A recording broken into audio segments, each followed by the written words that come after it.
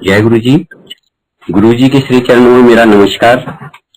मैं सभी संगत को मेरा नमस्कार। मैं अपने आप को बड़ा भाग्यशाली समझ रहा हूं कि आज गुरु जी ने मुझे सत्संग सुनाने के लिए आज्ञा दी। तो संगत जी, जो मेरे साथ हुआ, यानी गुरु जी का सत्संग सुनना और करना दोनों का ही उसमें कल्याण है। और जो पल मेरे गुरुजी के साथ बीते, मैं उसका थोड़ा सा शेयर कर रहा हूं संगत जी आपके आगे। सन 2003 की बात है कि मैं एक छोटे से कस्बे गुड़गांव के पास एक फरूखनगर शहर में रहता हूं। मैं बड़ा परेशान था उन दौरान। इतना परेशान था कि मैं इधर उधर जगह जाकर अपनी दुकान पर, यानी मेरे दुकान पर काम नहीं चल रहा था। मैं बड़ा परेशान था।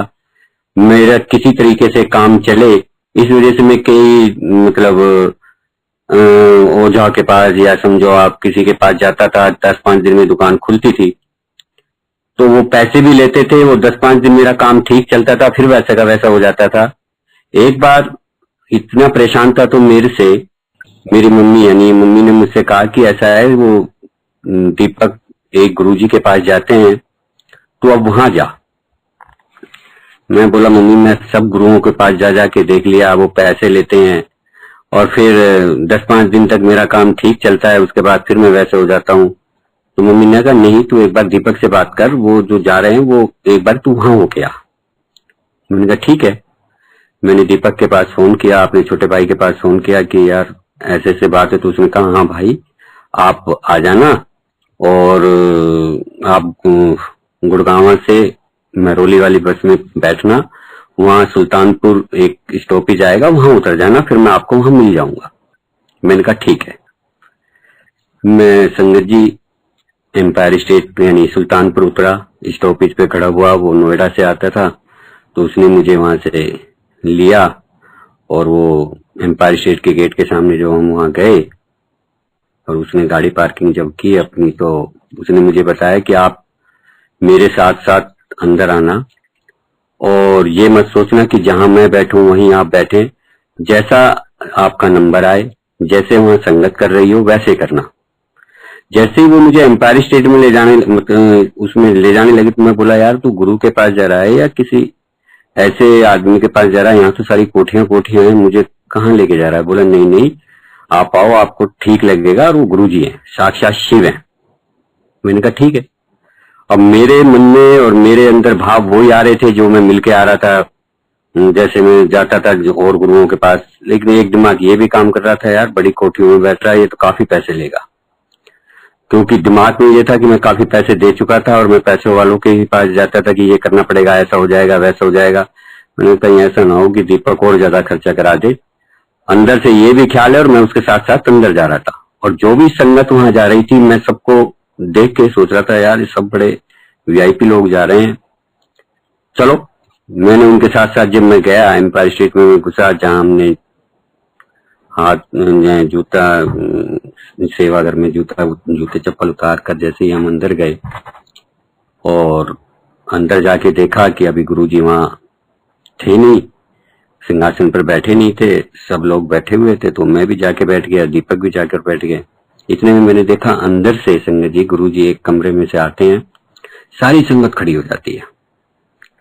जैसे संगत खड़ी हुई मैं भी खड़ा हो गया, सब खड़े हुए। गुरुजी का ऑरा, गुरुजी का रूप देख के मेरा मतलब अपनी बात भूल कर मैं सिर्फ उनको देखने लगा।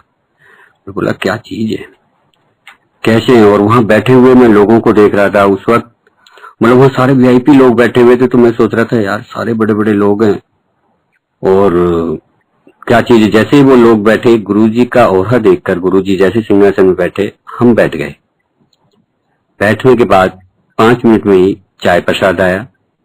चाय प्रसाद आने के बाद चाय प्रसाद ली। अब मैं सिर्फ गुरुजी और गुरुजी के पास जो संगत आ रही थी, सिर्फ मैं उनको देख रहा था। अपना जो भी था मैं भूल गया कि मैं किस लिए आया हूँ, क्यों आया हूँ। उस वक्त जब मैं बैठा यही सोच रहा था और गुरुजी की तरफ ही देख रहा था। गुरुजी को देखते देखते मेरे दीपक के मन में गया कि अब क्या करना है। धूप से दीपक ने इशारा चुप रहने का किया तो मैं चुप ही रहा। लंगर प्रसाद आया।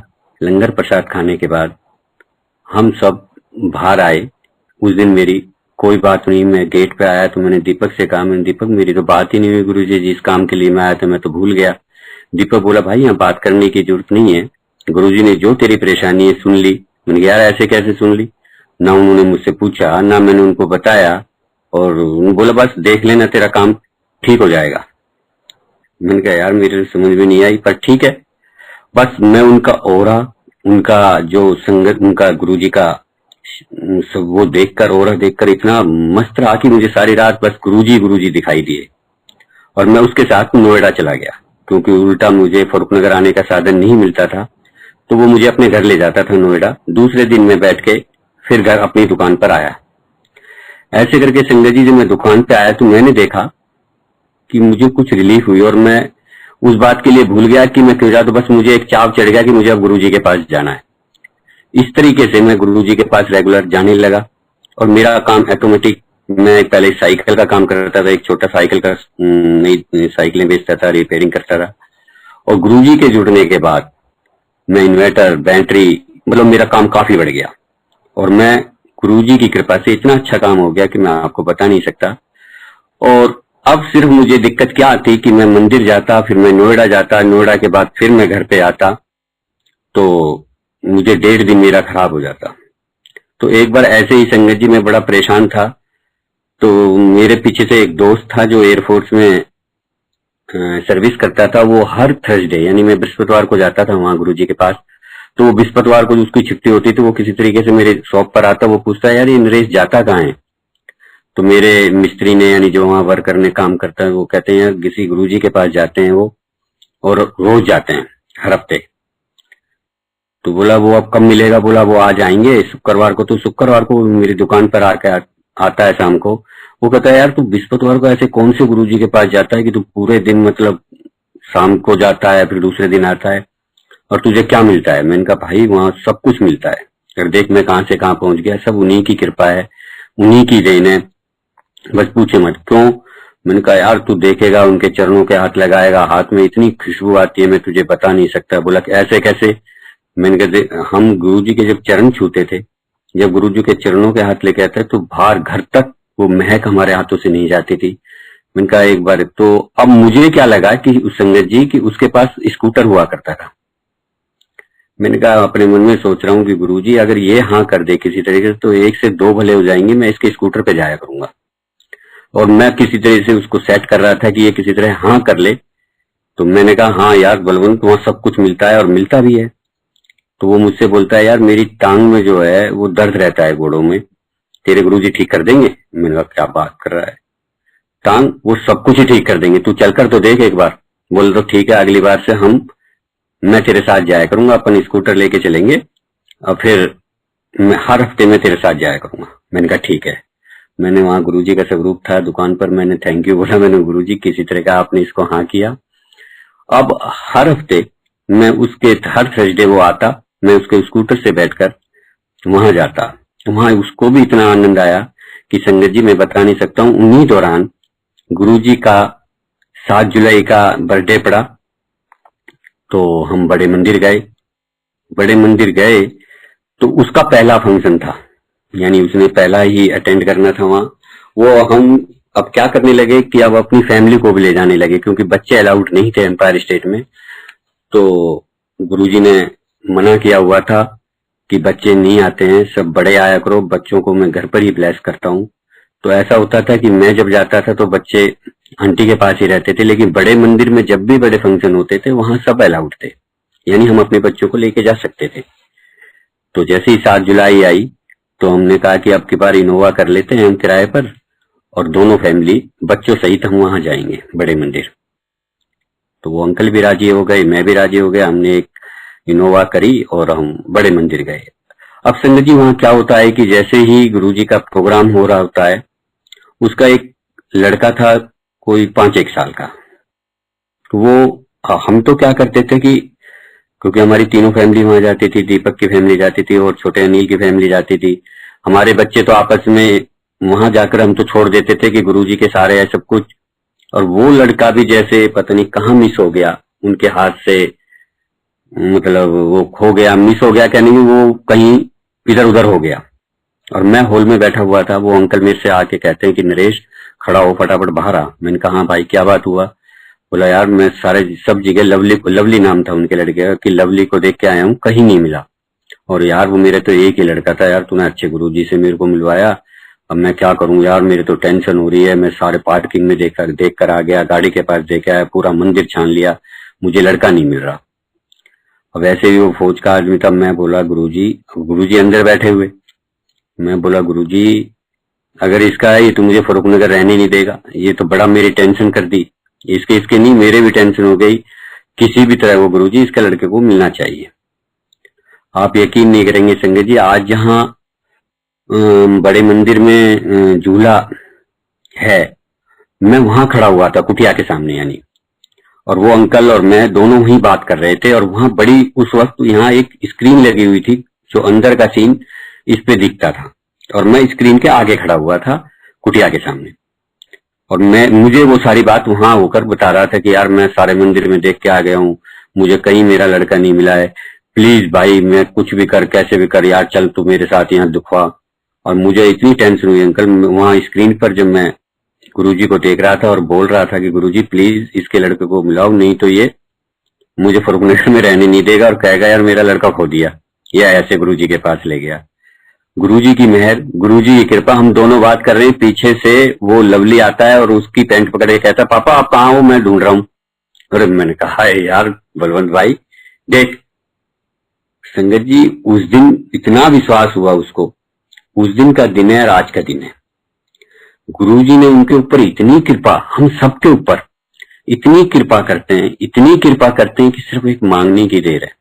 वो सब कुछ जानते हैं कि आपके मन में क्या चल रहा है, क्या नहीं चल रहा, वो सब कुछ देते हैं। ऐसे ही अब रूटीन ऐसा हो गया कि अब मेरा जाने का मूड हो गया, किसी वक्त शुक्रवार को चला गया, शनिवार को चला गया। एक बार क्या हुआ कि मैं नोएडा ना जाकर, और मुझे ये बलवंत अंकल भी मेरे साथ नहीं गए, एक बारी मैं एम्पायर स्टेट में लेट हो गया। और करीब करीब जब मैं 9:30 बजे वहां से निकला, तो जब संगत का आज भी इतना प्यार है आपस में, पहले भी गुरु परिवार का इतना प्यार था कि कोई भी संगत मुझे गुड़गांव बस स्टैंड, मैं किसी से भी कहता कि मैं गुड़गांव वाली संगत से कि मुझे गुड़गांव बस स्टैंड छोड़ दोगे, तो वो कोई भी छोड़ देता था। तो ऐसे ही मैंने एक अंकल से रिक्वेस्ट करी, तो वो अंकल बेचारे इतने, वो ये कहते नहीं अंकल मैं आपको फरुखनगर छोड़ के आऊंगा। लेकिन मैंने उनसे कहा नहीं नहीं अंकल आप फरुखनगर नहीं, मेरा कोई आने वाला है, मैं उनके साथ चला जाऊंगा। और मैंने जैसे तैसे उनसे कहा कि कहाँ ये फरुखनगर छोड़ने जाएंगे, और मैं बस स्टैंड उन्होंने मुझे बस स्टैंड छोड़ दिया। अब मैं संगत जी बस स्टैंड पर करीब करीब 10 साढ़े 10 बज गए होंगे, मुझे वहां से कोई साधन नहीं मिला। यानी जो लोकल गाड़ियां जाती हैं वो जाती हैं, मैं बड़ा परेशान। और जब मैं इतना परेशान था तो फिर मैंने सोचा यार यहाँ से अच्छा है कि मैं यहाँ खड़ा रहूं, तो पटौदी चौक चलता हूँ। पटौदी चौक गया, पटौदी चौक पे भी मेरे को साधन नहीं मिला। तो फिर मैंने सोचा कि बसई फाटक, जो आज पुल बन गया है, फ्लाईओवर बन गया है, पहले वहां फ्लाईओवर नहीं था, फाटक ही था। तो मैंने कहा मैं बसई फाटक पर जाता हूँ, जब कोई गाड़ी आएगी फाटक लगेगा, किसी ट्रक में बैठकर मैं चला जाऊंगा। ऐसे करते करते संगत जी मैं जब वहां फाटक पे गया तो करीब 11 साढ़े 11 12 बज गए होंगे वहां। तो मैंने वहां जो रेलवे फाटक पर जो केबिन होता है, वहां जो फाटक को बंद करता है, मैंने उससे पूछा कि कब गाड़ी आएगी और कब ये फाटक लगेगा जिसमें मैं बैठ के, कोई भी गाड़ी यहाँ फाटक पर रुकेगी तो मैं उससे रिक्वेस्ट करूंगा तो मैं घर पहुंच जाऊंगा। इतने में वो बोलता है अभी टाइम लगेगा, आधे घंटा पौन घंटे में मालगाड़ी आएगी, जब ये फाटक लगेगा तो फिर आप वेट करो। तो वहीं फाटक के सामने एक बड़ा सा पत्थर था, रात का टाइम था, मैं उस पर बैठ गया और मैं अंदर ही अंदर कह रहा हूँ कि गुरुजी आज तो मुझे ऐसा लगता है कि कोई साधन नहीं मिलेगा, या तो जो सुबह 4 बजे अखबार की गाड़ी आती है जो पेपर लेके आती है गुड़गांव से फरुखनगर के लिए, शायद वो गाड़ी मुझे मिलेगी। और रात को उस वक्त मेरे पास मोबाइल भी नहीं हुआ करता था। और संगत जी मैं सोच रहा था कि आंटी भी परेशान हो रही होगी कि अभी तक नहीं आए। गुरुजी मैं बड़ा लेट हो गया और मैं पत्थर पे बैठा बैठा सोच रहा हूँ। इतने में एक लारी मीन्स जो एक ईंट वगैरह ढोते हैं, जिसमें हाफ ट्रक बोलते हैं जिनको, वो लारी एकदम से आके रुकती है और उसमें से ड्राइवर मुझसे कहता है कि फरुखनगर चलना है। मैंने देखा कि ये तो क्या, ये तो भगवान मिल गए। मैंने कहा हाँ जी बिल्कुल चलना है। बोला आ जाओ। संगत जी मैं आपको बताता हूँ वो सीन कि वो केबिन इतना सुंदर, और उसमें रंग बिरंगे बल्ब लगे हुए, लाइटिंग की हुई उस केबिन में, यानी उसमें गलीचे वगैरह से, मतलब इतना अच्छा केबिन बना रखा था। और वो बोला कहाँ, फरुखनगर? मैंने कहा हाँ जी फरुखनगर चलना है। और उसने पुरानी फिल्मों के गाने चलाए। 20 मिनट में ही उसने मुझे फरुखनगर के एक सुल्तानपुर मोड़ पर लाकर उसने ब्रेक लगाए, और वो मुझसे बोलते हैं कि आप उतर जाओ अब। मैंने कहा भाई साहब अगर आप आगे जा रहे हो तो थोड़ा और आगे चल दो, क्योंकि मेरा घर नजदीक पड़ जाएगा। वो बोला नहीं, आप यहीं उतरो, मुझे वापस जाना है। आंटी जब तो मेरे को यही धुन थी कि मुझे फरुखनगर जाना है, संगत जी मैं आपको बता नहीं सकता कि उस वक्त मैंने माइंड नहीं लगाया। और मैं बड़ा खुश होता जब मैंने उससे कहा कि किराया ले लीजिए, तो उन्होंने कहा नहीं नहीं मुझे किराया नहीं चाहिए, आप उतरो और जाओ, मुझे वापस जाना है। मैं वहां उतर गया, थोड़ी दूर मेरा घर था, मैं अपने घर आ गया। आज मैं सोचता हूँ उस बात को कि मेरे लिए स्पेशल, जब मैं पहचान नहीं पाया कि मेरे साथ कौन है, आज मैं सोचता हूँ कि वो कौन थे। वो मेरे गुरुजी थे, जिन्होंने मेरी हेल्प की, खुद बन के आए, खुद छोड़ के गए। कितना ध्यान करते हैं संगत जी, गुरुजी अपनी संगत का इतना प्यार करते हैं कि मैं आपको बता नहीं सकता। गुरुजी का शुरू से लेकर अब तक, जब हम जाते थे एम्पायर स्टेट में, जब भी हम देखते थे कि पहले वो हमें चाय प्रसाद देते हैं, बाद में वो चाय प्रसाद लेते थे। पहले वो हमें लंगर प्रसाद खिलाते हैं, फिर वो खुद खाते हैं। यानी संगत में, उस संगत को खिला के, संगत को दे के आप क्या मांगोगे? जो उन्होंने हमें दिया, मैं क्या मांग सकता हूँ? लेकिन गुरुजी ने इतनी मेहर की, इतनी मेहर की कि मैं आपको बता नहीं सकता। अब जब ये सीन होता था, जब मैं रात को आया, मैं भूल गया, घर पे आया, सो गया। अब मैं हर मंडे भी जाता था बड़े मंदिर, क्योंकि गुरुजी ने स्पेशल बोला हुआ था कि मंडे नु जरूर जाया करो, सोमवार नु जरूर जाया करो। तो एक धुन लग गई कि हर सोमवार जाना है, लेकिन साधन नहीं था। इधर आंटी मुझसे हमेशा कहती कि आप अकेले जाते हो, आप मुझे क्यों नहीं लेके जाते? मैं उससे ये कहता था यार मैं तो जैसे तैसे ट्रक में, बस में, कार में आ जाता हूँ, लेकिन तू कहाँ मेरे साथ जाएगी, कैसे परेशान होगी? तो ये संडे की बात है, तो ये हमेशा ये कहती थी कि नहीं आप मुझे, आपकी बार मैं भी आपके साथ जाऊंगी, चाहे गाड़ी स्पेशल करके लेके जाओ, कुछ भी करो, मेरी भी इच्छा है कि हर मंडे में भी जाया करूं। तो मंडे का टाइम था, सुबह का, मैं दुकान जाने के लिए तैयार हुआ, और फिर बस 10 मिनट दुकान पर पूजा करने के, यानी सुबह सुबह जो पूजा करते हैं, मैंने कहा उसके बाद मैं मंदिर जाता था। जब मैं अपने कमरे में कपड़े पहन रहा था, तो आंटी बोली आज भी नहीं लेके जा रहे क्या मुझे? मैंने कहा मैं कैसे लेके जाऊं यार, गाड़ी आएगी जब चले करेंगे, अभी नहीं। तो रूम के अंदर गुरुजी का स्वरूप लगा हुआ। आंटी कहती है स्वरूप से ही, मतलब स्वरूप के आगे कि गुरुजी ने इनको गाड़ी दिलाओ और मुझे भी बुलाओ। मैंने कहा हाँ जाएंगे, जिस वक्त गाड़ी आ जाएगी उस वक्त हम जरूर जाएंगे। और इतनी बात कह के मैं कपड़े चेंज करके अपने दुकान पर आ गया। और अंकल, मैं दुकान पे पूजा करके जैसे ही बैठा अपनी दुकान पर, यानी अपनी कुर्सी पर, इतने में एक पड़ोस से मेरे, यानी मेरा भतीजा समझ लो, एक पड़ोसी के नाते वो मुझे चाचा बोलता था, वो आता है। वो अपरा में लगा हुआ था उन दौरान, और वो आके मुझसे बोलता है कि चाचा आप एक बार जिक्र कर रहे थे ना गाड़ी लेने का, आप गाड़ी ले लो ना। मैंने कहा आज तेरे संदीप क्या मन में आई जो सुबह सुबह गाड़ी लेने के लिए करने? बोला नहीं मैं ये कह रहा हूँ चाचा गाड़ी ले लो आज। मैं बोला बेटा अभी गाड़ी नहीं लूंगा, अभी मैंने इन्वर्टर बैटरी का स्टॉक कर लिया है, थोड़े दिन बाद जब मैं अपना सेल कर लूंगा तो फिर शायद हो सकता है 5-6 महीने बाद मैं ले लूं। बोला नहीं चाचा कोई बात नहीं, इतनी मेरी वहां पर वो है, मैं आपको 15-20 दिन की क्रेडिट करा दूंगा। मैंने कहा नहीं नहीं यार। अब अंकल संगत जी मैं आपको बता नहीं सकता कि मेरी जेब में सिर्फ उस वक्त 500 रुपए। अब उसको क्या पता कि मेरी जेब की हालत क्या है? उसे तो ये लग रहा है कि नहीं ले लेंगे चाचा, और मैं ये कह रहा हूं कि मुझे लेनी नहीं, क्योंकि मैं अपनी पोजीशन देख रहा हूं। वो जिद करता है कि चाचा आप ले लो, मैं आपको क्रेडिट करा दूंगा 15 दिन की, और फिर आप दे देना, चेक दे देना, सिर्फ मैं आपको गाड़ी निकलवा देता हूँ, इतनी मेरी वहां चलती है और मैं वहां का वो। मैं बोला बेटा बिल्कुल नहीं लेनी मुझे गाड़ी, मैं अभी 5-6 महीने बाद लूंगा। वो इतनी बात करके चला गया। अब मैं वहां बैठा हूं, और एकदम से मेरे मन में क्या आता है कि मैं दुकान से खड़ा होता हूँ और अपनी बैंक की तरफ जाता हूँ, यानी स्टेट बैंक ऑफ पटियाला की उस वक्त नई नई ब्रांच खुली थी हमारे फरूखनगर शहर में। और वो बैंक मैनेजर अकाउंट खोलने के लिए आया था 4-5 दिन पहले सभी दुकानदारों के, कि जी हमने नई ब्रांच खोली है, आप अपना account, current account, saving account, कोई भी अकाउंट है वो हमारे बैंक में खुलवाओ। तो वो मैनेजर जब वो आया तो मेरी दुकान पे भी आया था वो, तो मैंने भी उनसे कहा था कि हाँ जी खोलेंगे। तो मैं उसके एसबीआई की जो बिल्डिंग थी जिसमें फर्नीचर का अंदर काम चल रहा था, और मैं जिस कुर्सी लेकर वो बैंक मैनेजर बाहर बैठा हुआ था, मैं उसके पास जाता हूँ।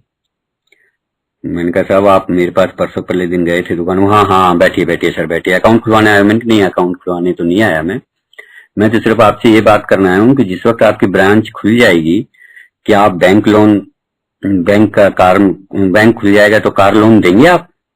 तो वो छुट्टे ही मैनेजर मुझसे बोलता क्यों नहीं देंगे साहब, बिल्कुल देंगे, आज चाहिए अभी ले लो, अभी दे देते हैं। और उसने वहीं बैठे बैठे अपने पीए को बुलाया, बोला एक कार लोन का फार्म लेके आना।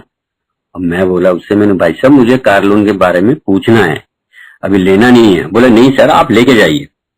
और वो छुट्टे बुलाता है, कहता है कार लोन का। बोला अच्छा आप आईटीआर भरते हो? मैंने कहा हाँ जी मैं भरता हूँ। बोला कितने की भरते हो? मैंने कहा जी मुझे नहीं पता, मेरे तो वो गुड़गांव में बैठते हैं, मेरे जो एडवोकेट हैं वो हैं, शायद मेरे को याद नहीं है कितने करते हैं, मैं तो मैंने उनको पैसे देता हूँ, 8 साल भर देते हैं। बोला अच्छा अच्छा कोई बात नहीं, तो कितने, कौन सी गाड़ी चाहिए आपको? मैं बोल नहीं रहा हूँ, उससे पहले वो बोल रहा है।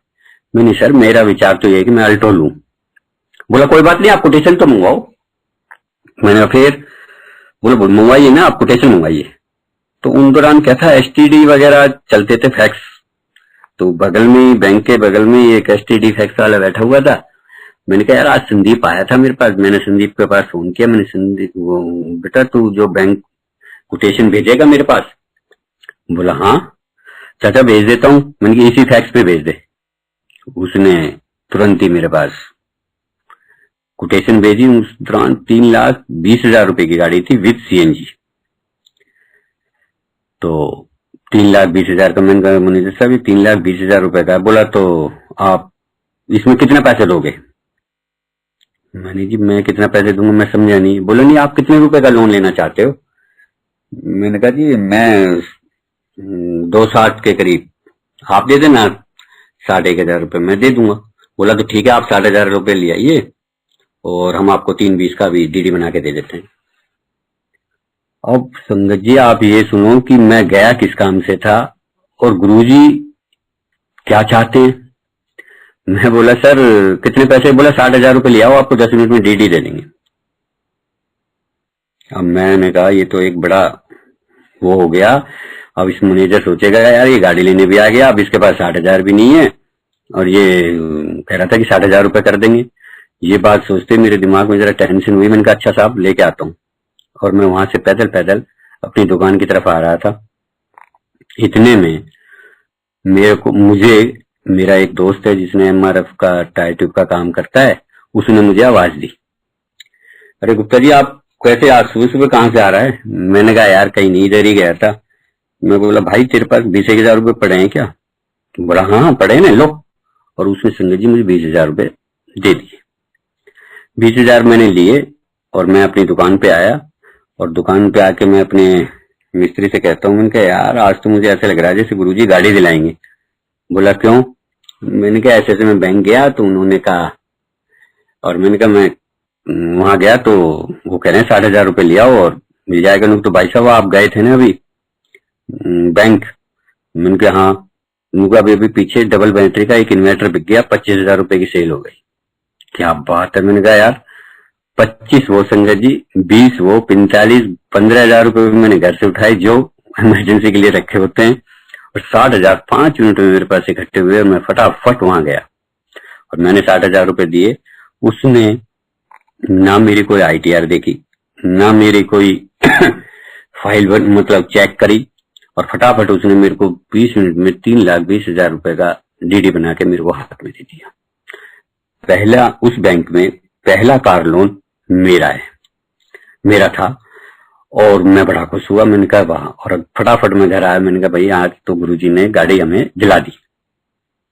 और वो डीडी लेकर बच्चे बड़े खुश कि गाड़ी आ रही है गाड़ी आ रही है। हम तीनों बच्चों आंटी समेत हरियाणा रोडवेज बस स्टैंड आए, फटाफट हरियाणा रोडवेज में बैठ गए। अब अंकल मेरे दिमाग में क्या टेंशन आई, अब बच्चे तो खुश हो रहे थे लेकिन मेरे ये टेंशन हो गई कि नरेश तुझे तो गाड़ी चलानी ही नहीं आती, गाड़ी तुझे चलानी नहीं आती, अब तू ड्राइवर रखेगा, 9-10 हजार रुपए का एक खर्चा और बांध लिया तूने। और अंकल ये तो खुश, और संगत जी मैं बड़ा परेशान। जैसे ही बस स्टैंड आया मैंने उस लड़के को वहां से एसटी से फिर फोन किया, मैंने कहा मैं आ गया हूं। तो वो बोला मैं चाचा आप वहीं खड़े रहो, मैं डेमो गाड़ी लेके अभी आपके पास आ रहा हूं। तो फटाफट गाड़ी लेके आया, मुझे बस स्टेशन पे बच्चों सहित वहां ले गया अपरा में। अब संगत जी हम अपरा गए, अपरा में हमने डीडी दिया, उसने मुझे व्हाइट रंग की गाड़ी अल्टो निकलवा कर दी। और अल्टो निकलवाने के बाद संगत जी जैसे ही फोटो खींचते हैं कैमरा वैमरा से, वो मिठाई का डिब्बा देते हैं, तो मैडम आई, मैडम ने मुझसे कहा सर ये आपकी चाबी और ये मिठाई का डिब्बा, आप गाड़ी स्टार्ट करें और आप बैठे, मैं आपका फोटो लेना चाहती हूँ।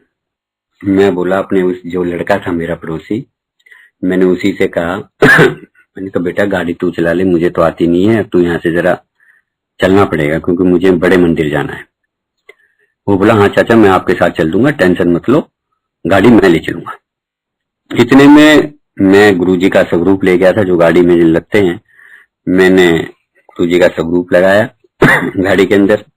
और जैसे ही मैंने, इतने में मैडम मुझसे बोलती है कि सर आप पहले इनको मत दो गाड़ी, सर को गाड़ी तो आप स्टार्ट करो और पहले आप बैठो आगे और फिर उसके बाद चाय इनको दे देना। मैं मैडम से बोला, मैंने मैडम मुझे गाड़ी चलानी नहीं आती, गाड़ी इनको, सर कोई बात नहीं आप स्टार्ट करके इनको दे देना, ये मुहूर्त आप अपने हाथ से करो। मैं बोला मैडम यही कर लेगा, मुझे तो कुछ भी नहीं आता। बोला इसमें क्या, आपने चाबी तो घुमानी है। मैंने कहा जी ठीक है। अब वो मैडम सामने कैमरे लेके खड़ी हुई है और वो गाड़ी में मैं बैठा, मैंने गुरुजी का स्वरूप जैसे ही गाड़ी में लगाया, मैंने कहा गुरुजी गाड़ी भी आपकी, मालिक हो आप, सब कुछ आपका, मेरा तो कुछ है नहीं। हाँ बस मैंने हाथ जोड़े तो मैडम बोली सर घुमा के चाबी स्टार्ट कर दो। मैंने जैसे ही गाड़ी संगत जी घुमाई, वो फर्स्ट गियर में लगी हुई थी और जैसे ही वो लगाई, वो मैडम जैसे ही गाड़ी घुमाई, अब मुझे तो पता ही नहीं था कि गाड़ी कैसे चलती है, चलाते हैं। और वो मैडम के ऊपर, मतलब जैसे मैं घबरा गया, मैंने कहा ये क्या, एकदम से गाड़ी को बंद किया। और वो संदीप मेरा जो पड़ोसी था वो आया, बोला चाचा न्यूट्रल तो कर। मैंने बेटा कैसे होती है न्यूट्रल, मुझे तो पता ही नहीं है। बोला चाचा आप भी हद कर रहे हो। और मैं बड़ा डरा, तो मैडम भी घबराई। बोले सर आप ये क्या कर रहे थे। मैंने कहा आप ही कह रहे थे कि गाड़ी चलाओ गाड़ी चलाओ, मैं पहले कह रहा हूँ मुझे नहीं आती, इनको दे दो। बोला नहीं सर मुझे क्या मालूम, आपको न्यूट्रल और फर्स्ट गियर का भी नहीं पता था। मैंने कि नहीं। तो संगत जी जब मैंने, वो भतीजा बैठा और वो मुझे बड़े मंदिर ले गया, हम सब बच्चों के साथ उसी ने गाड़ी चलाई और वो गाड़ी में बैठ के मुझे बता रहा है कि चाचा गाड़ी ऐसे चलती है ऐसे चलती है। बड़े मंदिर तक ले गया, बड़े मंदिर में हमने गुरुजी से ब्लेस कराई चाबी। और जब मैं वापसी में आया तो उसने मुझसे कहा कि चाचा अब आप चलाओगे, साइड में मैं बैठूंगा। तो उसने मुझे साइड में बिठाया, वो खुद साइड में बैठा, मैं ड्राइविंग सीट पे बैठा। उस दिन का दिन है और आज का दिन है। गुरुजी ने मुझे ड्राइवर भी बना दिया, गुरुजी ने सब कुछ सिखा दिया। गुरुजी ने एक ही दिन में ड्राइवर बनाया, एक ही दिन में मुझे गाड़ी दिलाई, एक ही दिन में आंटी की सारी बातें सुनी। तो ऐसे हैं हमारे गुरुजी। संगत जी गुरुजी का जितना गुणगान करें उतना ही कम है। ये गुरुजी साक्षात शिव रूप है। मैं आपको इसके बारे में, जब गुरुजी ने चोला छोड़ा तो एक बार जैसे चोला छोड़ा तो वहां सत्संग होते थे, तो एक बहुत पुरानी संगत ने सत्संग किया जो काफी पुरानी थी। तो वो गुरुजी के बारे में बता रहे थे, तो उन्होंने कहा अंकल शिव पुराण पढ़ा करो। तो मैंने भी उनका सत्संग सुना, तो मेरे मन में भी ये इच्छा हुई कि शिव पुराण पढ़ा करो, गुरुजी के बारे में सब कुछ लिखा हुआ है। उन अंकल ने बताया, मेरी जिज्ञासा हुई, मैं शिव पुराण लाया और मैंने संगत जी शिव पुराण पढ़ी। जब मैंने शिव पुराण पढ़ी तो मैंने कहा यार अंकल तो कह रहे थे कि शिव पुराण में सारा गुरुजी के बारे में लिखा हुआ है, और लेकिन मैंने तो ये पढ़ा तो इसमें तो मुझे कुछ ऐसा नहीं लगा। फिर जब वो पूरी पढ़ने के बाद फिर मेरे दोबारा मन में आई कि कहीं तेरे से तू समझ नहीं पाया, तू दोबारा पढ़। संगत जी, जब मैंने दोबारा स्टार्ट की शिव पुराण को, फिर मेरे दिमाग का सारा सीन याद आ गया, सारा सब कुछ याद आ गया कि इसमें तो सब कुछ ही तो गुरुजी के बारे में लिखा हुआ है। तो उसमें 2-3 बात मैं आपको उसमें से शेयर करूंगा, क्योंकि शिव पुराण तो बहुत बड़ी है और इनके बारे में बताना तो मेरी इतनी औकात भी नहीं है। लेकिन जो मैंने देखा और जो मैंने समझा वो मैं आपके बारे में कहता हूं, मैं आपको बताता हूं। एक तो मेरी समझ में जो आया सबसे पहले कि एक पैराग्राफ आता है सृष्टि अध्याय है गुरुजी का शिव पुराण में। उसके लास्ट पैराग्राफ में एक जगह ये लिखा हुआ है कि मैं कलयुग में गुरु के रूप में आऊंगा और जिसका कल्याण करना है उनका अपने आप बुला के उनका कल्याण करेंगे। तो गुरुजी भी हमारे ऐसे थे।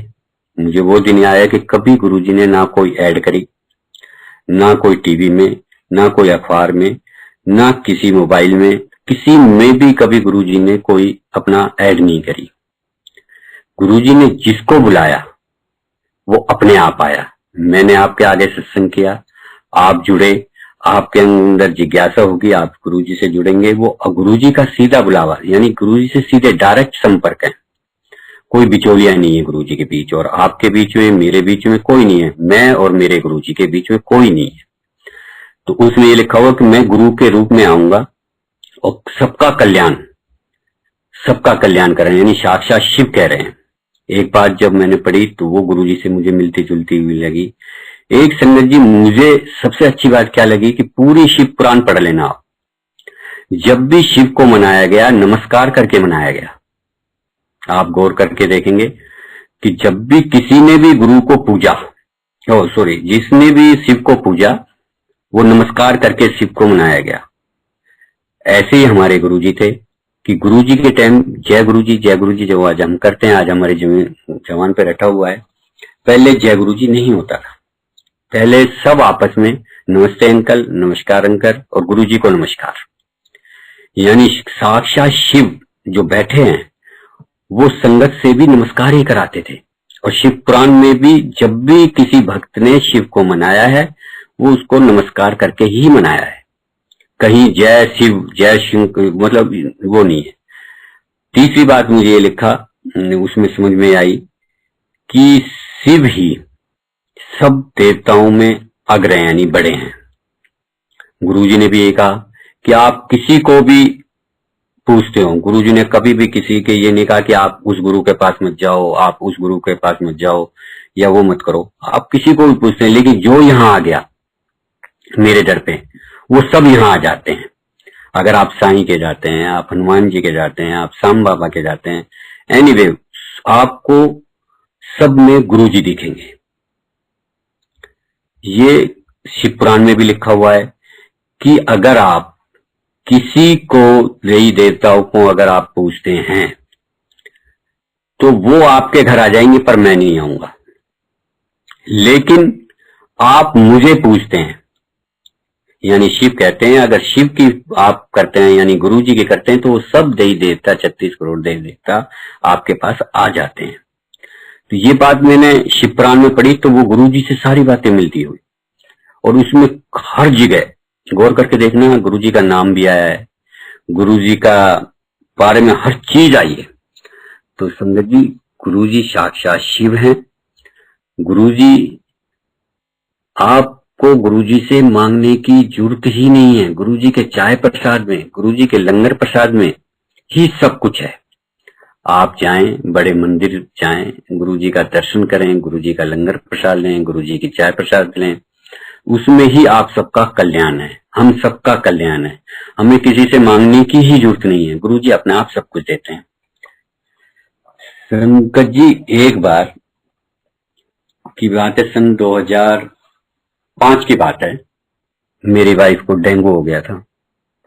दिवाली का दिन था, मतलब आपको ये है सन 2005 में दिवाली से 2 दिन पहले मेरी वाइफ को बुखार हुआ। तो मैंने पहले अपने घर के पास ही कोई डॉक्टर था उसका इलाज कराया, उसके समझ में नहीं आया तो उसने रेफर कर दिया एक बड़े हॉस्पिटल ले जाओ। मैं फिर यहीं एक कृष्णा हॉस्पिटल था हमारे फरूखनगर में, मैं वहां लेके गया। जब वहां लेके गया तो छोटी दिवाली थी उस दिन। तब मैंने उसको दिखाया तो उसने कहा कि कोई नहीं बुखार है। उन्होंने इलाज किया अपने हिसाब से, पूरे दिन रखा। पूरे दिन रखने के बाद मैं जब उसके पास वहां बैठ रूम में गया, उसके प्राइवेट रूम में ले रखा था हमने, तो मैं उसके पास गया तो किरण मुझसे बोलती है, मेरी वाइफ, मेरी आंटी, कि मुझे सुबह से लेकर अब तक बाथरूम नहीं आया है और डॉक्टर को मैं 2-4 बार बोल चुकी हूँ पर ये सुन नहीं रहे इस बात को। मैं उनके पास गया, मैंने कहा डॉक्टर साहब ये जो शिकायत कर रही है, वो डॉक्टर ने नहीं ऐसा कुछ नहीं है, वो है गर्मी का टाइम है। मतलब उसने मेरी बात को भी आई कर गया और वो बात अपने पैसे को चक्कर में उसने मुझे क्लियर नहीं करा कि इसको डेंगू हो गया। दूसरे दिन बड़ी दिवाली के दिन सुबह मुझे 8 बजे कहता है कि सर मैंने रात को जो रिपोर्ट ली है इसको डेंगू हो गया है और ये मेरे हाथ से बाहर हो गया है, प्लीज आप इसको लेके जाओ, किसी बड़े हॉस्पिटल में ले जाओ, आप फटाफट ले जाओ, कुछ भी हो सकता है। यानी उसने मुझे इतना घबरा दिया कि मैं आपको बता नहीं सकता।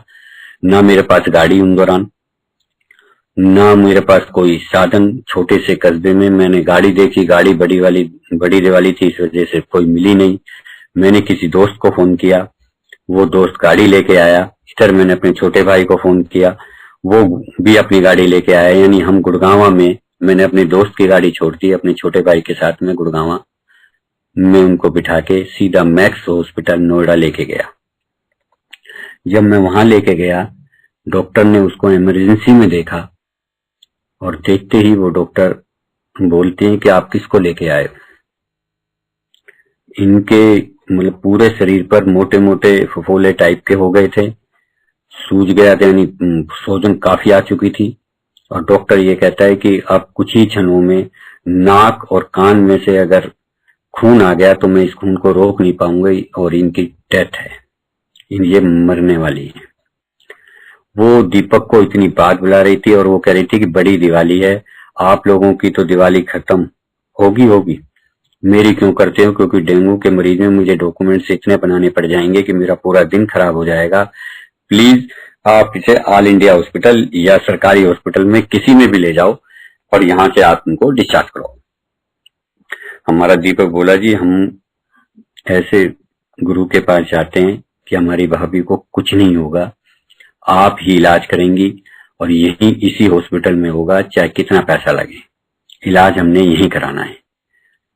अब वो इतना ही कहते ही वो बोली कि देखो मैं धरती में बैठ गया उनकी बातें सुनकर कि यार ये बिल्कुल ठीक थी, छोटे छोटे बच्चे हैं, ये क्या हो गया। दीपक ने मुझसे कहा यार तू इतना क्यों घबरा रहा है, कुछ नहीं होगा भाभी को। पता है तुझे कि गुरुजी के पास, ऐसे साक्षात शिव के पास हम जाते हैं, वहां ऐसी घटना घटती ही नहीं है। और देख, अगर गुरुजी के पास परिवार में से अगर एक भी सदस्य चला जाता है, उसका पूरा परिवार तर जाता है, उसका पूरे परिवार का कल्याण हो जाता है। यहाँ तो हम सब जाते हैं, ऐसी घटना घटेगी ही नहीं।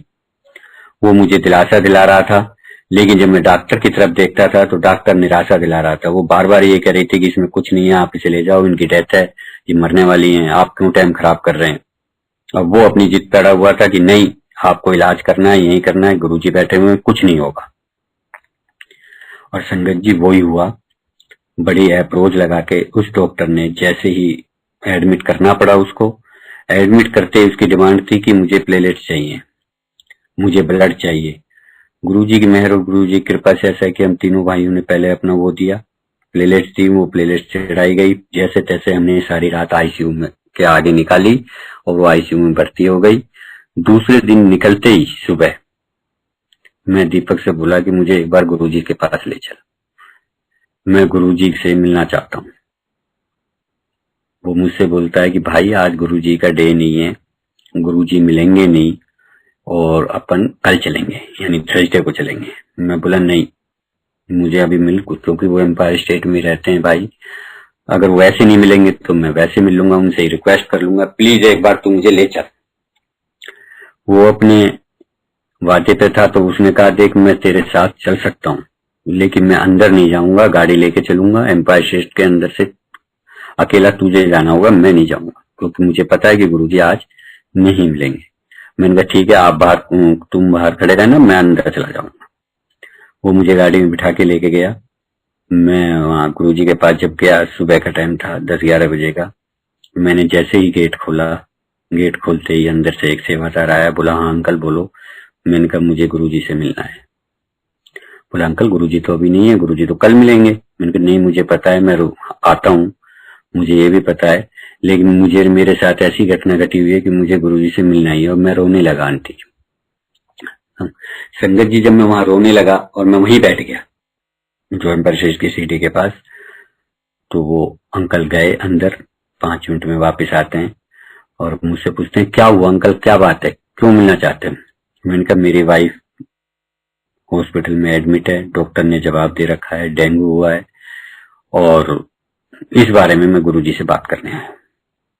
और संगत जी, वो अंदर गया सेवादार, मेरे लिए चाय प्रसाद, मेरे लिए चपाती और सब्जी। अंकल आप चाय प्रसाद लो, ये लंगर प्रसाद खाओ। और देखो गुरुजी कहते हैं कल आना, और कभी भी अरदास लगानी हो तो बड़े मंदिर जाया करो। ये बात मुझे सन 2005 में जब गुरुजी साक्षात थे, तब मुझे गुरुजी के आदेश हुआ था कि कभी कोई अरदास लगानी है तो बड़े मंदिर जाया करो, और बड़े मंदिर जाके वहां लंगर प्रसाद लो, चाय प्रसाद लो, सब ठीक हो जाएगा। और उन्होंने मुझसे कहा, जब ये बात मुझे बोली और मैंने चाय प्रसाद लिया, लंगर प्रसाद लिया, और मैं वहां से लेके मैं बाहर आ गया। बाहर दीपक खड़ा था, दीपक ने क्या हुआ, मैंने कहा मैंने वो बोला मैं तो तेरे से भाई पहले कह रहा था गुरुजी कल मिलेंगे। और हम अपनी गाड़ी में बैठ के आ गए। हॉस्पिटल आए, डॉक्टर से पूछा, डॉक्टर ने कहा जैसी स्थिति है वैसी ही स्थिति बनी हुई है, न घट रही है न बढ़ रही है, वैसी है। मैंने कहा गुरुजी बैठे हुए हैं, कुछ नहीं होगा। दूसरे दिन जैसे, अब हम तो ये सोच रहे थे कब थर्सडे आए, कब 6 बजे, कब गुरुजी का दरबार खुले, कब मैं जाके गुरुजी से मिलूं, इसी छटपटाहट के साथ दूसरे दिन हुआ। मैं 6 बजे जाके सही मंदिर में एम्पायर स्टेट गेट के आगे बैठ गया। और जैसे ही गेट खुला, क्योंकि जब गुरुजी पहले वैसे आते थे, तो मैंने गुरुजी के दर्शन किए। गुरुजी 2 मिनट वहां बैठे, मैं भी बैठा, और गुरुजी अंदर अपने रूम में गए। जब उसके बाद चोला पहन के जैसे आते हैं, सिंहासन में बैठे, लंगर प्रसाद हुआ, चाय, मैं बस जैसे ही चाय प्रसाद लंगर प्रसाद हुआ, उसी बीच बस सिर्फ मैं अपने मन में अरदास बैठा बैठा करता रहा, गुरुजी मेरी आंटी को बचा लो, गुरुजी प्लीज मेरे। मैं जहाँ म्यूजिक बजता था, सरदार जी अंकल बैठते थे, मैं वहां उनके कोने में बैठ गया और गुरुजी के सामने देखता रहा और मन ही मन में अरदास करता रहा। जैसे ही लंगर प्रसाद हुआ, मत्था टेकने का नंबर आया, मैंने मत्था टेक के आज्ञा लेनी चाहिए, जब भी मैंने गुरुजी के चरण पकड़ लिए। मैंने कहा गुरुजी मेरी वाइफ, गुरुजी ने की हुआ तेरी वाइफ ने। मैंने कहा गुरुजी डेंगू हो गया, डॉक्टर वो की होता है डेंगू, चल ठीक हो गई। इतना आप बिलीव नहीं करेंगे संगत जी, जब गुरुजी ने इतना बोला, मुझे ऐसा लगा जैसे मेरे को ही नया जीवन मिल गया। मैं खड़ा हुआ फुर्ती के साथ और एकदम से मैं मुड़ा। जैसे ही मैंने सुना गुरुजी एक आंटी से कह रहे हैं आंटी डेंगू क्यों होता है, सिर्फ ये बात मैंने एक गुरुजी किसी आंटी से पूछते हैं, इतने में वो आंटी बताने लगी और मैं बाहर आ गया। मैं बड़ा खुश। आज जैसे ही मैं बाहर आया, मैंने दीपक से कहा, दीपक बोला आप कुछ नहीं होगा चलो। हम रात को 10 बजे 11 बजे जब वहां हॉस्पिटल गए, डॉक्टर से पूछा कि क्या कंडीशन है, तो वो बोले जी अभी अभी जो रिपोर्ट आई है आज अच्छी आई है, 35,000 हो गई है। यानी जब मैं लेके गया था तो 9,000 थी और 9,000 से कम हो गई थी प्लेटलेट्स। अब आप अनुमान लगाओ कि क्या कंडीशन थी। और वही हुआ 15 दिन में, जिसकी किडनी जा चुकी हो, जिसका लीवर जा चुका हो, जिसका डॉक्टर ने जवाब दे दिया, वो आंटी 15 दिन में ऐसे ठीक होकर निकली कि मैं आपको बता नहीं सकता। ऐसे हैं मेरे गुरुजी। मेरे गुरुजी ने मेरे आंटी को जीवन दान दिया था और वो ऐसा टाइम बीता कि हमें पता भी नहीं लगा। गुरुजी साक्षात शिव, गुरुजी साक्षात, क्योंकि हमें मांगना ही नहीं आता और जब हम मांग लेते हैं तो वो हमारी बड़ी भूल होती है। गुरुजी के पास तो सिर्फ साफ दिल से कुछ मत मांगो, गुरुजी से मांगने की लोड़ ही नहीं है। गुरुजी वो सब कुछ देते हैं जो आपको जरूरत है। कई बार एक संगत जी, आप लोगों को लगता है कि गुरुजी से मैंने कहा और वो नहीं दे रहे और मुझे जरूरत है, आपको नहीं पता वो आपके लिए अच्छा नहीं है। इसलिए मैं तो गुरुजी से यही प्रार्थना करता हूं कि गुरुजी अपना प्यार सबके ऊपर, बड़े सभी संगत के ऊपर इतना है कि मैं आपको बता नहीं सकता। एक छोटा सा और सत्संग है कि एक बार जब ये इसको वो क्या कहते हैं डेंगू हो गया, तो डॉक्टर ने हमसे कहा कि इनका शुगर जो है वो बार बार हर 3 महीने के बाद आप चेक कराते रहना, क्योंकि इनको जो ब्लड चढ़ा है उसकी वजह से इनको शुगर की प्रॉब्लम हो चुकी है और इनको शुगर चेक करते रहना। मैंने कहा डॉक्टर साहब ठीक है। अब क्या हुआ कि एक बार जैसे ही मैं इसे नोएडा लेके गया चेक कराने के लिए, और हमने वहां चेक करा दिया, खून टेस्ट दे दिया, रिपोर्ट वही डॉक्टर देखता था जो सन 2005 में देखता था। तो उसने मुझे टेस्ट करके जैसे हम नोएडा से वापस आए तो उसकी रिपोर्ट आनी थी दूसरे दिन। तो मैं नोएडा में रुका नहीं, मैंने कहा दीपक देख लेगा रिपोर्ट को और बता देगा, दवाई जो देनी होगी वो बता देंगे, हम ले लेंगे, क्योंकि मंदिर में तो मिलते ही हैं। मैं अपने घर आ गया। घर जब मैं आया फरूखनगर, दूसरे दिन मैंने इसको दीपक को फोन किया, मैंने दीपक वो रिपोर्ट ले आना, डॉक्टर से बात करके आ जाना। ये रिपोर्ट लेने गया मैक्स हॉस्पिटल में, तो डॉक्टर ने रिपोर्ट देखी। रिपोर्ट देखते ही वो बोलता है कि यार किरण गुप्ता है कहाँ? बोला डॉक्टर साहब वो तो फरूखनगर गई हुई है, अभी आप तुरंत फोन लगाओ उसको। बोला क्या मतलब? बोला यार 400 शुगर आ रही है, कुछ भी हो सकता है, पैरालिसिस हो सकता है। मतलब उसने डरा दिया दीपक को भी, और दीपक का तुरंत मेरे पास फोन आया। बोला भाई कहाँ बैठे हो? मैं दुकान पे हूँ। बोला भाभी कहाँ है? मैंने घर पे है। बोला ठीक है। मैंने बिल्कुल ठीक है, क्यों क्या बात हुई? बोला जरा एक बार घर जाके देख के आओ। मैंने के चला भी जाता हूँ, दुकान और घर मेरा नजदीक है, तो मैं फटाफट 10-5 मिनट में घर आ गया। घर आके मैं देखता हूँ वो किचन में खाना बना रही थी। मैंने जैसे आवाज दी, मैंने किरण। बोला हाँ। मैंने क्या हाल है? बोला ठीक है। क्या हुआ मुझे? ठीक है। बोला हाँ। मैं बाहर आया, मैंने बाहर आके फोन किया, मैंने दीपक सब कुछ ठीक है यार, क्या बात होगी? मैंने बोला यार बात तो कुछ नहीं, डॉक्टर तो घबरा रहा है, डॉक्टर तो ये कह रहा है तुरंत इसको लेके किसी भी नजदीक हॉस्पिटल में चले जाओ और इंसुलिन दवाई या इंसुलिन दो, इनको शुगर बड़ा हाई हो रहा है। मैंने कहा यार पर इसकी कंडीशन तो ठीक लग रही है मुझे। तो उसने फिर डॉक्टर से कहा डॉक्टर साहब वो तो खाना बना रही हैं और बिल्कुल ठीक है। बोला यार बेसिक से ठीक है, तुम उनसे तुरंत हॉस्पिटल लेके जाओ और वहां उनको डॉक्टर को बोलो कितना शुगर आया वो दवाई देगा। अब मैं किरण के पास आया, मैंने कहा इसको ये कह दूं कि तेरा शुगर तेज है तो ये भी कहना अच्छा नहीं है, अब ये ठीक ठाक है, क्यों टेंशन करूं। मैंने कहा किरण ऐसा करते हैं आज शाम को फिर सत्संग में चलते हैं, हाँ गुरु जी के पास चलते हैं एम्पायर से। बोला क्या अभी क्या बात? मैंने वैसे ही। और मैंने कहा एक जोड़ी कपड़े रख लेना, 1-2 दिन नोएडा रह के आएंगे। तो बोला क्यों वहां? मैंने कहा रख लो बस यार, 1-2 दिन वहीं आएंगे, वो रिपोर्ट भी देके आएंगे, दीपक कह रहा है कि 1-2 दिन यहीं रहना। इतना कहने के बाद मैंने कपड़े रखे और हम एम्पायर स्टेट गए। दीपक मेरे से बोलता है यार तू हॉस्पिटल ही नहीं लेके गया, डॉक्टर कह रहा था। मैंने कहा यार क्या जरूरत है, ये बैठे तो हैं हमारे डॉक्टर बड़े, यहाँ लंगर खाएंगे ठीक हो जाएंगे, तू टेंशन क्यों ले रहा है? अब वो मेरे आगे कुछ बोला नहीं। हमने एम्पायर स्टेट गए, वहां गुरुजी के पास देखा मैंने लंगर में क्या खीर, आलू की सब्जी, लड्डू, बोला सारा मीठा भी इतना। अब मुझे तो पता और दीपक को भी पता। अब मैं दीपक की तरफ देखूं, दीपक मेरी तरफ देखे, लेकिन हम गुरुजी की तरफ देखे। मैंने कहा बैठे हैं ना हमारे दाता, और हमने बड़ा अच्छे तरीके से खाया।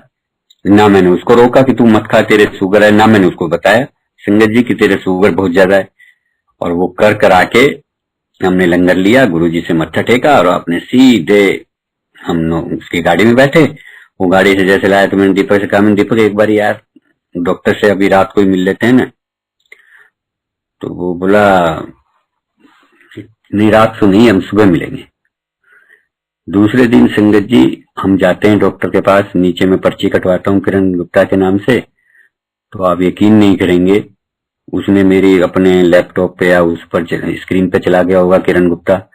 जैसे उसने पढ़ा वो लिफ्ट के सामने खड़ा हुआ था, जैसे हमने लिफ्ट खोली, और वो मुझसे छुटते ही बोलता है यार बड़े बेवकूफ हो आप, बड़ा रिस्क लेते हो। मैंने आपसे कहा था यहाँ आने की जरूरत नहीं है, वहीं हॉस्पिटल में एडमिट करा देते। मैंने कहा डॉक्टर साहब इसको एडमिट करा दूं, ये बिल्कुल ठीक है, इसको कुछ भी नहीं है। बोला नहीं नहीं। और उसने तो जी इतनी जल्दी करी कि जब भी एडमिट कर लिया, टेस्ट लिया, तो उस वक्त भी इतना हाई शुगर कि वो उसको ये कहना पड़ा कि मुझे इंसुलिन देना पड़ेगा। और उसने उसको इंसुलिन दिया। अब वो इतना वो हो गया, मतलब डॉक्टर के खुद के पसीने इतने आए, उसने 4 दिन रखे। 4 दिन में कभी शुगर 400 हो जाता है, कभी नीचे हो जाता है, कभी ऊपर हो जाता है। मैंने कहा डॉक्टर साहब आपकी बस की नहीं है, ये मेरे गुरुजी ही करेंगे। गुरुजी के पास गए, गुरुजी से अरदास लगाई। गुरुजी से इसने ये कहा कि गुरुजी मेरे को इंसुलिन नहीं चाहिए। गुरुजी ने इसके इंसुलिन छुड़ाए, गोली पिलाए। तो ऐसी कृपा की थी, यानी गुरुजी जानी जान है। गुरुजी जो करते हैं संगत जी, सत्संग इतने हैं कि टाइम थोड़ा है। सारी रात अगर हम सत्संग करें तो भी कम है। गुरुजी की मैं अब फिर यही कहूंगा कि गुरुजी की मेहर हम सब पर। मैं ये नहीं कहता ना कोई नया है ना कोई पुराना है, आप बड़े लक्की हैं। गुरुजी जब साक्षात शिव थे, सामने बैठे हुए थे, हमने गुरु को गुरु के रूप में देखा। आप लोग साक्षात शिव के रूप में देख रहे हैं, मेरे प्रभु को देख रहे हैं। आप बड़े लक्की हैं। मतलब गुरुजी के चरणों में जब हम हाथ पे रख के लाते थे ना, इतनी खुशबू का आनंद, इतना प्यार से। एक बार संगत जी गुरुजी के यहाँ एम्पायर स्टेट में कोई किसी का जन्मदिन होगा या किसी का क्या चीज होगा मुझे याद नहीं, गुरुजी ने एक छोटी सी परात के अंदर मेज पर टॉफियां रखी हुई थी। और मैं और मेरा दोस्त बलवंत, हम दो ही थे उनसे। हम ये देख रहे थे कि गुरुजी जो भी मत्था टेक के, लंगर करके मत्था टेक के जैसे हम आज्ञा लेके जाते थे, गुरुजी हाथ फेरते और मुट्ठी भर के सबको दे रहे थे। और हम मेरी और बलवंत अंकल की ये निगाह पड़ी कि मैंने कहा गुरुजी ये आप इतनी सारियां दे रहे हो, मुझे तो नहीं लगता कि जब तक हमारा नंबर आएगा ये टॉफियां हम तक आएंगी। आप यकीन नहीं करेंगे संगत जी, हमने इतनी जल्दी लंगर किया कि यार ये टॉफियां कभी खत्म ना हो जाए।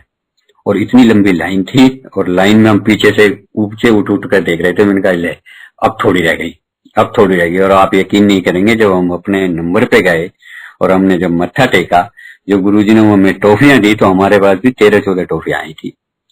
तो ये समझ नहीं आ रहे थे, वहां खाना खा रहे थे, लंगर ले रहे थे, जब ये दिख रहा था कि ये टॉफियां खत्म हो जानी है। और लेकिन जब तक हमारे नंबर पर आया, जब तक 13-14 टॉफियां तो हम लेके आए। तो गुरुजी इतना देते हैं कि हमारा हाथ में जगह नहीं रहती है। जब आजकल तो गुरुजी का शबरूप, गुरुजी का लोकट बहुत इजी मिल जाता है। उन दौरान तो क्या था, बड़ी मतलब चाहत से, बड़ी उससे मिलते थे। तो एक बार एक अंकल से हमने कहा कि हमें एक लोकट चाहिए, मैं पूरे परिवार में अपने बच्चों को देना चाहता हूँ। तो उसने कहा, एक अंकल ने मुझे एक लोकेट दिया। उस लोकेट से मैंने 4 लोकेट अपने, मतलब 5 बनवाए, हम 3 बच्चों के लिए और 2 अपने लिए। अब बनवा के जब मैं लाया तो मैंने अपनी मम्मी जी को दिया, और मैंने कहा कि मम्मी इनको ब्लेस करा देना, गुरुजी से हाथ लगवा देना। क्योंकि इतनी हमारे में ताकत नहीं थी कि हम जाके, मतलब जैसे सोच के तो आते थे कि बात करेंगे, लेकिन जैसे गुरुजी की तरफ देखते थे वैसे पीछे हट जाते थे, नहीं। और ऐसे जैसे मैंने मम्मी जी को दिया तो मम्मी बोले हाँ हाँ मैं करा लाऊंगी ब्लेस। और वो लेके गई। जैसे ही वो लेके गई और वो उल्टी ले आए, वो बोले मेरे तो हिम्मत नहीं हुई, आप तुम नरेश खुद ही करा ले। अब मैंने अपने हाथ में मुट्ठी में वो 5-6 लोकेट रख रखे थे, और मैं मत्था टेकने के लिए जैसे ही लाइन में लग रहा था, तो मैंने सोचा यार हिम्मत तो मेरी भी नहीं कि गुरुजी आप इनको ब्लेस कर दो, इतना मैं कह नहीं सकता। तो मैंने सोचा मैं तो जब चरणों के हाथ लगाता हूँ, चरणों के लगा दूंगा, ब्लेस हो जाएंगे। ये मैं मन में सोच रहा था। इतने में जब गुरुजी के पास गया, जानी जान है ना गुरुजी, तो उन्हें तो पता था इसके मन में क्या चल रहा है। और उन्होंने छुट्टे मेरे से की है, मैंने गुरुजी लोकेट है ला दे मैंने। और गुरुजी ने वो लोकेट अपने हाथ में लिए और पकड़ा और 5 उंडे मुझे दे दिए, मतलब जब ये हाथ के हाथ मुझे दे दिए। तो ऐसे हैं गुरुजी संगत जी। गुरुजी जब अपना आप देने पे आते हैं, तुम्हारे मन में मैं बार बार यही कहूंगा कि गुरुजी के बड़े मंदिर में जाओ। बड़े मंदिर की जो ब्लेसिंग है, गुरुजी ने एक बड़े मंदिर में इतनी ब्लेसिंग दी हुई है कि हमारी लेने वालों पास जगह नहीं है। देता बहुत, गुरुजी देते बहुत है, पर हम ले नहीं सकते। तो इसलिए संगत जी मेरे हाथ जोड़कर ये विनती है, बड़े मंदिर जाओ, लंगर प्रसाद लो, कोई बिचौलिया नहीं, डायरेक्ट गुरुजी से मिलो, कोई किसी से बात मत करो। 2 घंटे गुरुजी हमें देते हैं, इन 2 घंटे में गुरुजी और आपके बीच में कोई नहीं होना चाहिए, सिर्फ गुरुजी और आप, कोई बिचौलिया नहीं, कोई नया नहीं, कोई पुराना नहीं, गुरुजी गुरुजी, सिर्फ गुरुजी है। जय गुरुजी, गुरुजी के श्री चरणों में मेरा प्रणाम। Thank you Guruji.